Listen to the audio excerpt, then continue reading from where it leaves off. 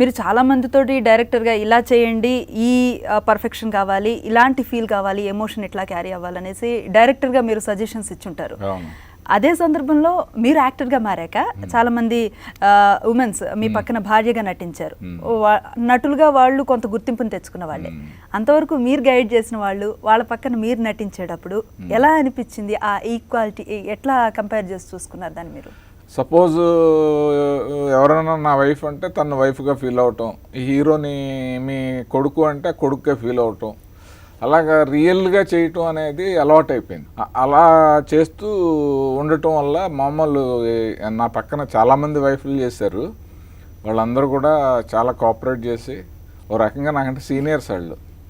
అందులో హీరోయిన్స్ చేసిన వాళ్ళు ఉన్నారు. ఇప్పుడు రక్ష హీరోయిన్, ఇప్పుడు తులసి అని ఆవిడ ఉన్నారు కదా హీరోయిన్. నేను డిగ్రీ చదివేటప్పుడు ముద్దమందారంలో పూర్ణిమ హీరోయిన్.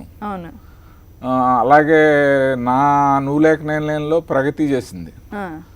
వీళ్ళందరూ వీళ్ళతో పాటు సురేఖవాణి, రజిత, సన, తర్వాత మన అనిత, హేమ, వీళ్ళందరూ వాళ్ళు కోఆపరేట్ చేయటం, అట్ ది సేమ్ టైం నేను డైరెక్టర్ అయి ఉండటం, నేను ఫీల్ అయి చేయటం. అప్పుడు దాకా ఏమండి అని అన్నా కూడా రాగానే ఏమే అనేస్తాం. అంటే మన వైఫ్ ఇంట్లో ఎలా అంటాం అలా అంటాం.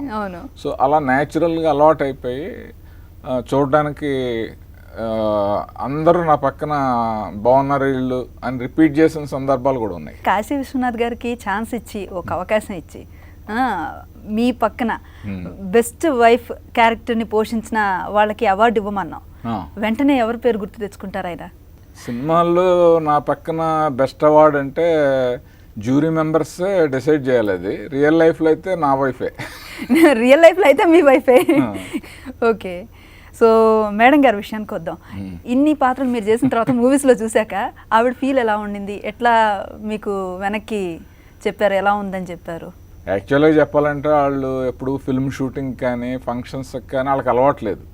నేను ఫోర్స్ చేసి ఎప్పుడు తీసుకెళ్ళలేదు. సినిమాలు అయితే చూస్తూ ఉంటారు మా పిల్లలు కానీ మా మిసెస్ కానీ. సినిమాల్లో ఒక్కొక్క సినిమా ఫస్ట్లో కొంచెం నేను ఏదన్నా అంటే వైఫ్ అని కొంచెం క్లోజ్గా చేస్తే ఇంటి దగ్గర కొంచెం వార్నింగ్ ఇవ్వటాలు, ఏంటి మీరు వాళ్ళు ఏమనుకుంటారు, అవతల ఫీల్ అవుతారు కదా, మీరు ఎందుకు అలా అలా భుజం మీద ఎందుకు ఇలా ఈ టైప్లో ఉండేది. మిమ్మల్ని నేరుగా కాదు, పాయింట్ అవుట్ చేయడం కాదు, నన్ను పాయింట్ అవుట్ చేసేవారు కదా. ఎందుకంటే నా మీద ట్రస్ట్ ఉంటుంది కదా, ఉంటుంది. కొంచెం క్యారెక్టర్ కూడా మెయింటైన్ చేయటం ఒరిజినల్ గానే, అంత బయట చెడ్డ పేరు ఏం లేదు నాకు. కాబట్టి ఆవిడకి అభ్యంతరం అనిపించింది ఏదైనా సరే కొంచెం వాళ్ళ పాయింట్ ఆఫ్ వ్యూ నుంచి మీకు గైడ్ చేస్తారు. ఇప్పుడు షూటింగ్కి వెళ్తాం, డైరెక్టర్ ఇలా కావాలంటాడు, అది అక్కడికి వెళ్ళిన తర్వాత చేయనంటాం కుదరదు, చేయాల్సి వస్తుంది. ఆ సీన్ అది బెడ్ మీద ఉండొచ్చు, లేకపోతే ఏదైనా థియేటర్లో ఉండొచ్చు, ఎక్కడైనా ఉండొచ్చు, బాత్రూమ్ సీన్ అయినా ఉండొచ్చు. అది అర్థం చేసుకుంటారు. ఒక్క సీన్ మాత్రం, ఒక సినిమాలో మాత్రం ఆ క్యారెక్టర్ నాకే కొంచెం ఇబ్బందిగా అనిపించింది. అది మా వాళ్ళు అసలు ఇంటికి వచ్చి చెప్పిన తర్వాత వాళ్ళ సినిమా చూడలేదు. ఏం సినిమా అది? బ్రోకర్ అని. Okay okay. ఆ సినిమాలో కొంచెం వైఫ్ డామినేషను, నాకేమో అమ్మాయి వీక్నెస్.